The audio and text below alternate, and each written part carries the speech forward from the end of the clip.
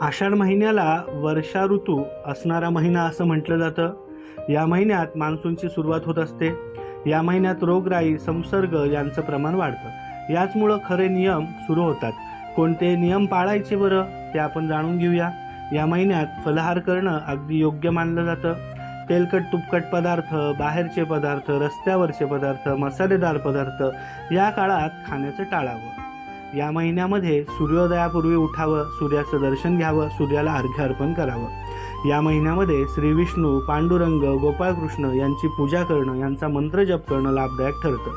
या महिन्यामध्ये एकादशी, अमावस्या, पौर्णिमा या तिथींना छत्री, रेनकोट, चप्पल, शूज, फळ, मिठाई, अन्नधान्य, दक्षिणा गरजवंत, गरजू, गरीब, होतकरू लोकांना जरूर दान करावी.